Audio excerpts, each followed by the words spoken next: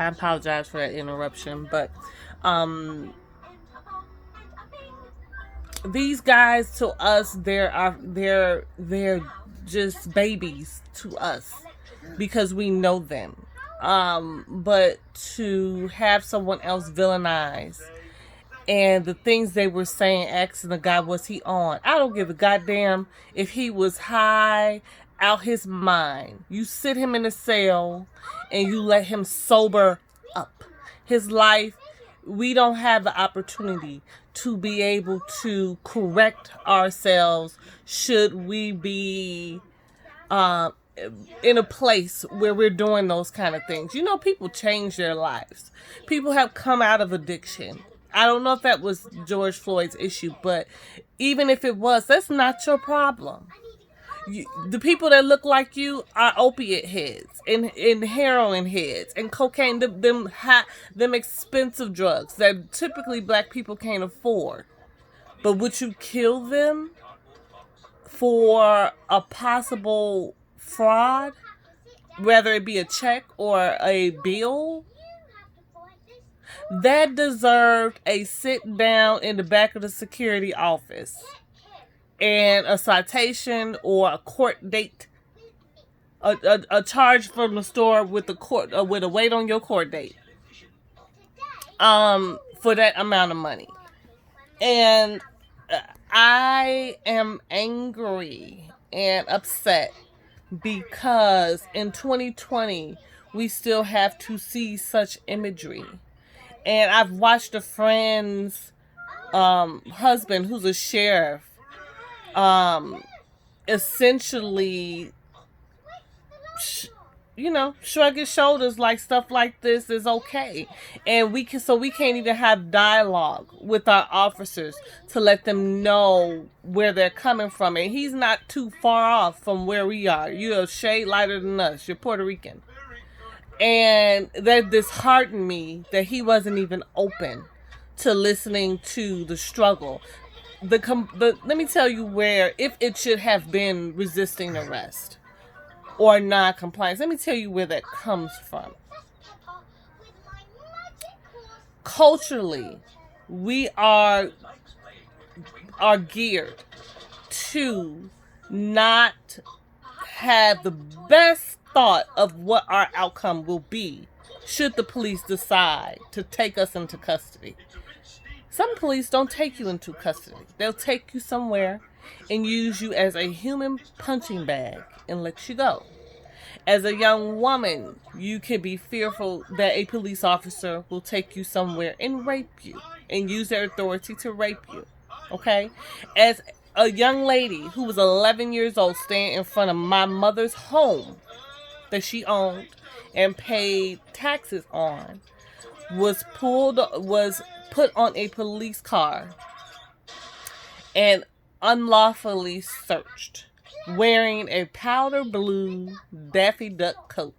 Daffy Duck was as big as the coat on the back of my coat. And I have been fearful of the police then. When I was told that police were the one that should help you, they were the ones villainizing you, as if you don't have a right to stand in front of your home without being some form of a nuisance in their mind. And I'm just all over the place in my thoughts, but I know something needs to happen. Something needs to happen. And God bless the mayor of Minneapolis. God bless him. Because for him to get up there and basically say plain as day what that was, God bless him. For not hiding behind the politics, hiding behind fear. He actually inspired me. If a man, sit down, Zion. If a man, not my color, can articulate and put his position on the line, because the radicals of the fraternity order that the police have can make his life a living hell. And so for him to put his big old job on the line, I love my job, and I would be grateful if they would support someone who is hurt as me, as diversity driven they are. This is a matter of a freedom of speech. It's not a disrespect or anything like that. It's not a who's better than who. It's about, at this point, a right and a wrong, and why that wrong is wrong. And for you to obstruct someone, you looking down at them and like, and for the other officer to say, don't do drugs. And one officer, well, he probably could be ODing. You're trying to find an excuse for you to kill this man and put it on tape like our eyes are lying to us. And so, I would think it pertinent for all people, especially our people, to learn their rights. You have the right to ask if you have been suspected of a crime. You have a right to ask, am I under arrest? If I am not under arrest, you are prohibiting my freedom to move about. Interestingly enough, for some reason, that pisses them off. I had a police officer pull me over and was upset because I asked him, may I ask why you pulled me over? You asked too many questions. No, sir, I asked you one. May I ask why you pulled me over? You are to tell me your reasoning for pulling me over. I was professional. I didn't yell. I was just say, hey, you pulled me over. I need to know why. Because at this point, if you don't tell me, you are violating my freedom to move about. Because you have no probable cause to pull me over. Know your rights. People who have these cell phones. I don't want to see 80 vantage points of this incident.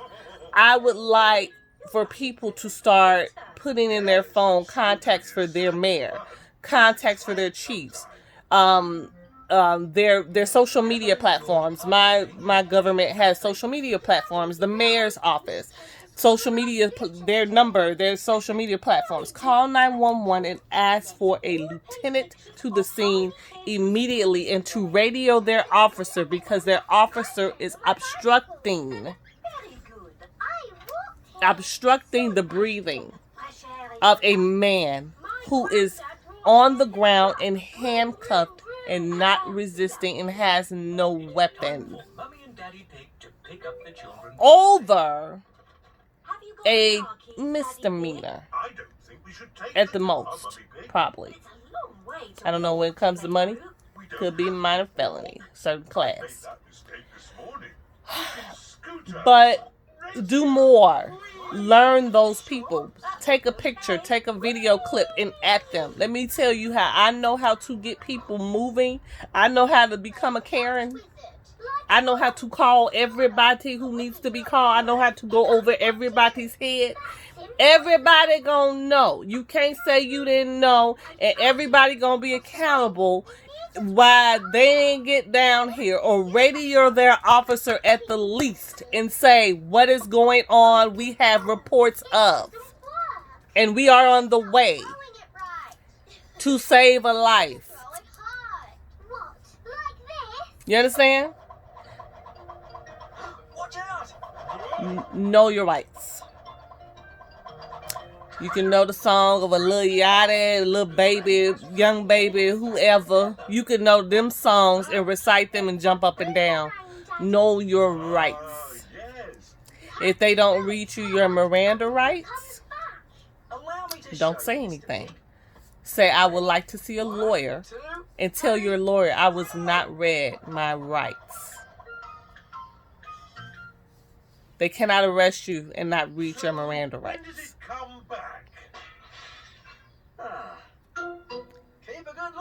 We got to start a dialogue.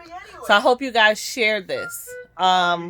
Because I want to, one, start with online dialogue, and one, going to the streets talking to my people. I would like to talk to some officers and go to certain areas and bridge some gaps. Some officers I know do some of these things out of fear, because they fear. But this officer was comfortable with killing someone he didn't care nothing about and he didn't believe was deserved. He decided in his 15-20 minutes of knowing him, he didn't deserve to live. That's something. That's heavy. All right, I'm out.